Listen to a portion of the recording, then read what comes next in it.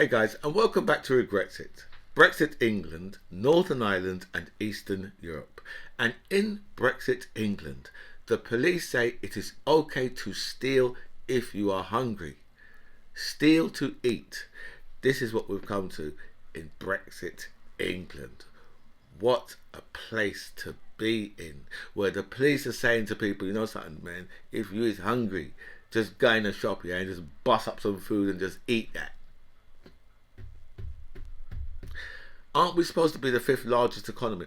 You know, the problem that we're facing, right, is that we've got people in charge who have absolutely no clue what they're doing. Absolutely no clue. Right? You know, these guys don't realise that, you know, when people are going through a financial crisis, it's finance what they need. And all these rich people, right, if you hear the way how they're speaking, you know, when they're talking about help from the government for people. Well, you know, the government can't help everybody. You know, speaking from their rich point of view, speaking with with their pockets filled of cash, right? They're talking about the less well off, right? As if, you know, our lives are just one big joke to them. I think that's what it is, actually. I think our lives are just one big joke to them. And I think, you know, most of these guys believe that they're born to rule over us. And it's just so strange that you know that people are born to rule over us and you still vote them in to rule over us. This is not the royal family. You know, there's nothing we can do about the royal family. But we can do stuff about the people, right, who govern us. And every single time, the people of this country always, no matter how much they're beaten down, they will always go the racist way. Every single time. All I say to you, yeah, is if you had voted for Jeremy Corbyn, things wouldn't have been this bad for you. And also, welcome back to By Any Means Necessary. Thank you so much for all your messages sent me. And a special thanks here to everybody who signed up to my channel. I feel so blessed with so much people that signed up. So thank you so much for that. I'll go through all your messages. I'll answer as many as I can. But I will like all your messages for definite. Rishi Sunak has said times are going to get tough. And he can't help. And he said that while he was laying on his back in his swimming pool that cost £1,000 a month to heat. He was on one of those floats, you know, one of those float things, and he was just laying on his back and just speaking about the less well off. You know, speaking from like Carcel de Sunak. How the hell, right, can anybody expect, right, a man who has a swimming pool that he heats for £1,000 a month?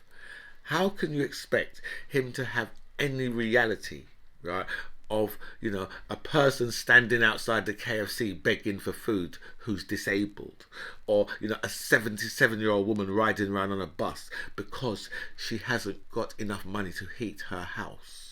Right? You know, people have got like indoor coats and outdoor coats. When you hear people talking like that, or people who haven't, you know, been able to put on the gas in their house or the electric in their house, right, for over a year, because you know what, they can't afford to, right? But Rishi Sunak has got his £1,000 a month swimming pool to heat. You know, these people are fully under the, oh well, you know, it's just unfortunate, you know, some people have to be exceptionally rich and some people have to have absolutely nothing. You know, those guys, yeah, are very, very good with that, and they can, and they've got a way of convincing the working classes that that's how the system works, and you know, that's just your lot. Just unfortunate, right? You know, that I've got everything and you have nothing. That's just the way how God wanted things to be.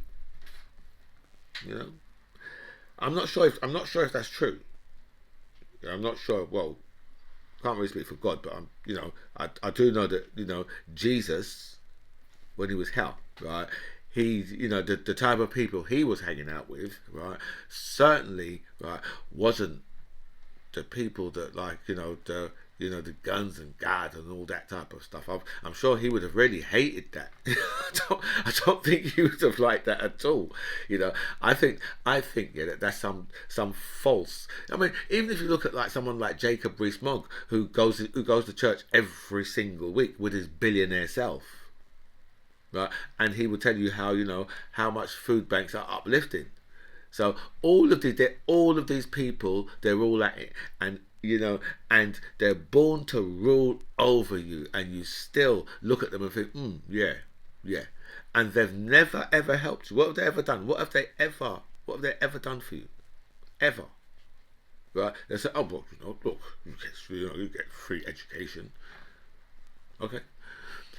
Yeah, up until they, I mean, even the students, right? They charge them. They charge them for their education. Remember, it was what David Cameron and George Osborne who took away the nurses' bursaries, and now look where we are, right? And they're talking about, they want to get all of these nurses, right, into the NHS, but obviously they're going to have to go there to black and brown countries and get them. That's what they're going. That's literally what they're going to have to do. Right, apart from if they can find some, like, some Australians or some Canadians who want to come over here to work, but I think there'll be probably very limited that you could find of them. So so they took away the bursaries from these people, and then they wonder why the whole system is in trouble. As I said, it's been all the way. It's been a complete mismanagement, right? And now they're blaming us for their mismanagement of this country. That's why Rishi Sunak's just in a position where he said, "Well, I can't do nothing for you, man. I can't do nothing for you, man." That's how that's just as simple, right? And they are prepared. They're more prepared to say, what we'll do is we'll just let them struggle through. We'll just see if it works. Because remember, yeah, the prices what we was having before all of this, we're never going to get them back. Yeah, we're just heading towards £2 for a litre of fuel, of petrol, diesel. We're heading towards the £2 mark, right? Which is just filth. It's just absolutely just rotten, right? Because it's their mismanagement, right, that's got us to this point where we are. They have mismanaged this country, right, over years. I mean, it said, this right, mismanagement. You can go right back, right, to 5-6 governments, right. It all starts with selling off all of your stuff. Right, that's where it all starts. We're going to sell off all your car boot sale stuff, and then next week, how are you going to make any money next week? You sold all your car boot sale stuff off, so how are you going to make any money next week? And that's literally what we've done with with the gas, the electric, the water, the trains, all of these things, and it's been sold to us. Oh, it will be cheaper for you. And then even when it's not cheaper, even when the services is running, right, in dire straits, these people, right, are so damn racist. You cannot look at these people and say, oh, well, you know what, you said that that fares would be cheaper, gas, electric, water would be cheaper if you sold it all off, and it's not. We never have that conversation, right? The Brexiters don't want to have the conversation about all the lies that they've been told that are all coming to fruition now. They don't want to, right, come and say, well, hold on a minute, Jacob Rees-Mogg, you told us there's going to cheaper food. You said we're going to have cheap footwear, cheap shoes for peasants, right? But yeah, they never want to have that conversation. They just allow these people to just lie to them and just lie to them and just lie to them. When there was when they had the vote to leave the EU. I mean, the first thing they were saying was, well, we're not going to, we're not leaving like the customs union and nothing like that. We're just leaving like the institution of the EU. We're not leaving like the customs union and the free market. Right? We're staying in those things. And then as soon as they got the vote, right, they started pushing for the hardest Brexit they could possibly get, right, knowing, right, that, once they done that, that meant that everything they had said before was going to be a lie. Once they started pushing for that hard Brexit, because that wasn't supposed to be the case. And even now, right, the people of this country, right, are not holding these people to task. They're not holding them to task at all. But that just shows you, the level of racism, right, the racist gene that some of these people have got right in their forehead. It's something that just can't be budged, can't be moved. The racist gene is not for moving.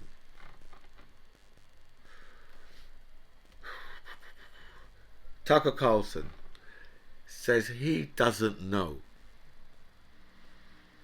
what replacement theory is, even though he said it on his show over 400 times. He's now saying, "Oh, I don't know what that is. No clue at all. Or what is it?" You see, when you have the instance like what happened in Buffalo, right? These guys, they always start distancing themselves. That when the church in Ferguson and all these and then you got synagogues and all these people. They write their manifestos after they've gone and murdered either black, brown or Jewish people, right? They always have a manifesto that they've written out, right? But this last one, it just read like, the Fox News, it just comes straight from Tucker Carlson. And the rest of them, there's a good few of them in there who are trying to distance themselves from this, right? But, if I'm quite sure that if Tucker Carlson's surname was Chowdhury, right, the FBI would be rounding his ass up, right? But there's an appeasement for these people, and this right is why I will tell you about white privilege, because a brown or a black person, right, could no way act in this way. How Tucker Carlson is mainstream, right, preaching hate every single night. He was pushing the great replacement theory. Right, he's been pushing it for years, right, and even now, right, even now he starts like dancing. Tucker Carlson starts dancing around it, and he said the great replacement theory is coming from the Democrats, right, right, have decided rather than convince people of their policies, right. They prefer to change the electorate. So he's just said it in a different way, but it's the same thing that he's saying, right? So even afterwards, right? How he's denying saying that. He's just now turned it and just put it in a different way. Right? But why is there this appeasement? Why are people like Tucker Carlson not marginalised? Should be marginalised by both sides, right? But when you've got like the Republicans or the Conservatives, right, that are complete basket cases of racism, it's difficult to start because you can't marginalise them because they're at the head. They're at the head of the You can take someone like Marjorie Taylor Greene. These people, right? It's difficult to marginalise these people because a lot of them are voted in politicians. How are you going to marginalise a voted in politician? Right? You can marginalise Tommy Robinson because Tommy Robinson doesn't get the same level of white privilege, right, as someone like Tucker Carlson. Tommy Robinson's not rich, white, and powerful. Right, so he doesn't get that. He does. So someone like Tommy Robinson, they can just keep flinging his ass in prison. And when that happens to him, right, what they'll do is they'll just say, "Oh no, it's the woke lot that's thrown him in prison. That's what's happened. It's all the woke lot." I say, no, it's not. What's thrown him in prison is the system. That's what's thrown him in prison. Right, the system is not woke. Right, the system, right, sees no colour. Right, when it comes down to it, system sees no colour. Right, the system sees class. Okay, so all of those, all the people on the ground level, right, fighting the fight for people like Tucker Carlson, right, they're all the ones who will go to prison. Tucker Carlson won't. He could just stay there and just spread his hate. If he had two hooks on his hands, they'd throw him straight in prison, though. If his name was Anjan Chowdhury, right, they'd say you're a hate preacher and throw him straight in prison. But not throwing Tucker Carlson in prison. Why? Because he's rich, right? Because he's rich, right? And he's above, and his class is above. That's the reason why they're not throwing him in prison, right? So all of the people. I mean, all you have to do is look at like the people who was out there, fighting for Trump. How much of them are in jail now, doing long prison sentences, right? Begging the judges, saying, "Oh, I got caught up in the moment. I didn't realise." Right? Some of them was even begging for Trump to pardon them before he left. A lot of them, that's what they thought. That's what they thought he was going to do. A lot of them thought, "Oh well, you know what? Trump will pardon us before he leaves office."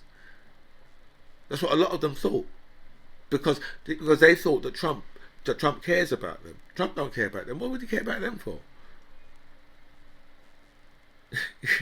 So like I said, the system. Once it comes down to it, the system don't see no colour, but it certainly sees class. But these guys, they're too stupid to realise that. They're too stupid to realise that Tucker Carlson, yeah, people like him, they get the privilege. Right? He's white. He gets the privilege because of his class.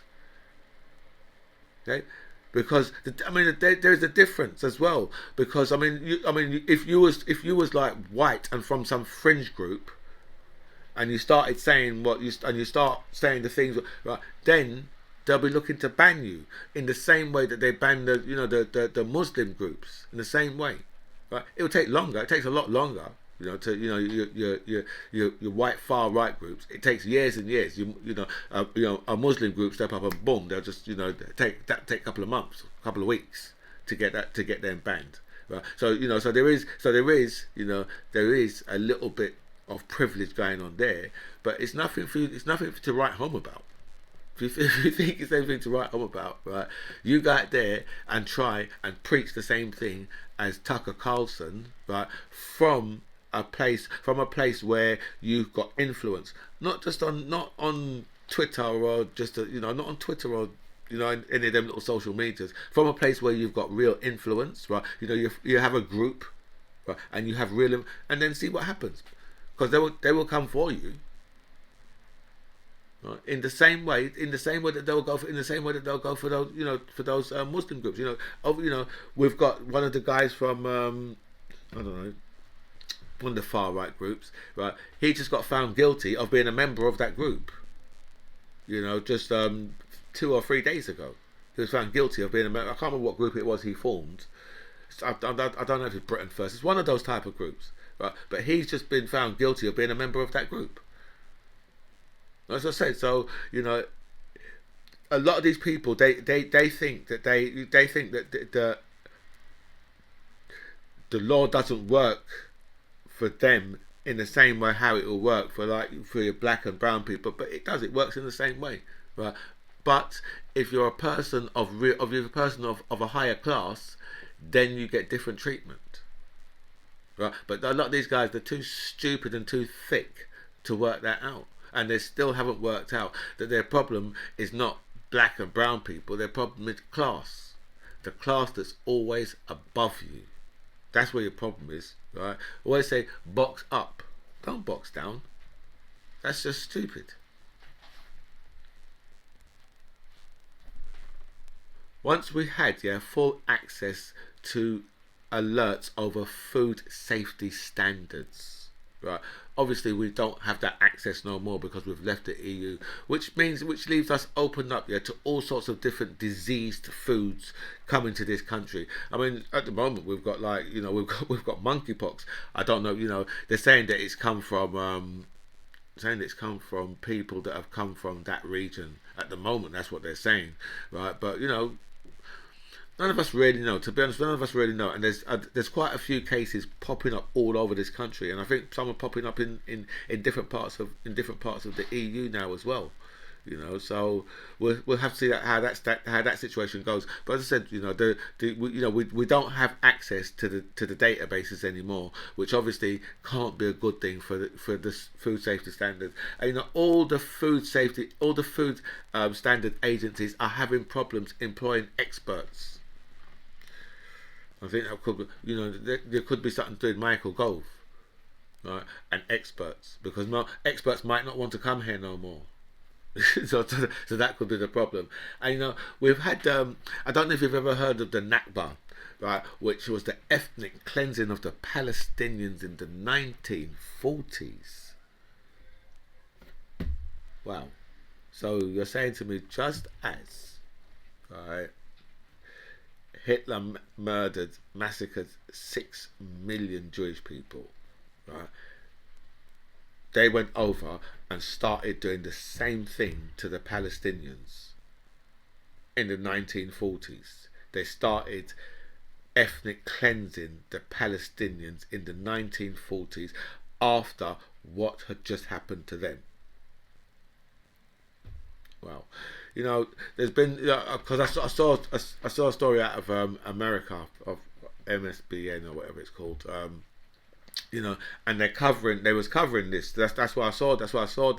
There was one. What's this one? Right, where the Israelis murdered and burnt 100 Palestinian bodies. Right. This is all part of the part of the Nakba. So it's a day where the Palestinians have a special day for that. But it's been banned in the Israeli parliament, right, the day of the Nakba, right. They're not allowed to mention it at all, obviously, because they feel completely ashamed, right. And obviously up till today they're still doing the same thing, because they're still, right, throwing Palestinians off of their land, right, and just taking their land. They're still doing that up till today. An Israeli court, right, has made an order. I think it was sometime this week. Has made an order, to take some Palestinian land off them. So as I said, it's still going on up till today. But it just surprised me to know that what, in the 1940s, right, so just after Hitler, right, had done what he done to you, you went and started perpetrating that on another race of people, and you've been doing it for like 70 odd 80 odd years, 70 to 80 years now. Just it's just I can't understand how the world is not holding Israel to account for the apartheid that is committing on the Palestinian people right now. Liz Truss goes all racist by saying something about turnips. No, in fact, what Liz Truss done was, when she was in America, I think in 2019, and she was speaking to them about Brexit, and she said that the only people in Ireland who would be upset about leaving the EU are a few a few Irish people who have got turnips in the back of their trucks. Just shows you that, like, these people, they have absolutely no clue what they're talking about. It's just there's just absolutely no clue what they're talking about. Look at the problems, look at the absolute disaster, right, that they're having in Ireland now over the Irish protocol. Right? And when Liz Truss can just say stupid, just completely ridiculous things, you know what I mean, where you just think to yourself, well, I'm just tired of talking about Brexit, because you know what, everything that's happening, right, we said was going to happen, right, and it's all happening, and we're just expected to just like stand by and just watch it happening and say nothing about it, right, while the country, right, has been driven off of a cliff. Right? This country is just one big joke, right? But the government have been slammed over the amount of visas it has issued to non-EU citizens. So would that be too many or too little? I'm going to go too many. Because that's what the actual story is, right? People are pissed, right? But then I can remember people saying, well, we want, we should be getting more people from the Commonwealth. I was like, are you sure? Like, are you absolutely sure? But then, we've got all these migrants, right, trying to come across the channel, right? And you think, well, can't someone just one day just put two and two together instead of them just saying, oh well, it's these illegal migrants, and say, well, they're not illegal. No one can be illegal, right, until they've been through the system over here. Once you've put them through the system, then you can say, well, this person's illegal and they have no reason to be here. Which is like what's going to happen to some of those people, right, that are coming over the channel, right? They're going to pluck out 300 of them. I mean, they're not just going to, like, a boatload of them just going to come over and they're just going to pick up the boat and just put it straight into the back of the of the back of an aeroplane and just fly them straight to Rwanda. That's not what's going to happen. They're going to come over. They're going to sort through them, find out which ones, right, have a right to be here, right, and then process them, and then if they can find any that haven't got a right to be here, I mean, out of 900 people, right, how much would you say, right, out of 900 people, how much would you say are gonna have no right to be here? And everyone who just said 900, right, you're a motherfucking racist fool. That's what you is. A stupid, big ass fool. Out of 900 people, there's going to be a few, right, that actually have no right to be here.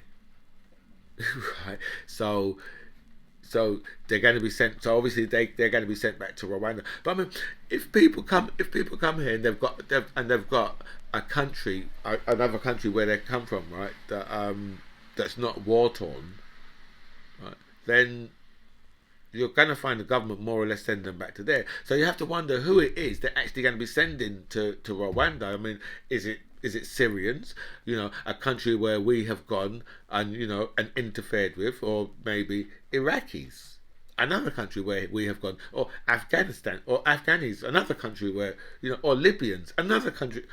So, which ones is it going to be? I mean, I'd really like to know which ones it's going to be.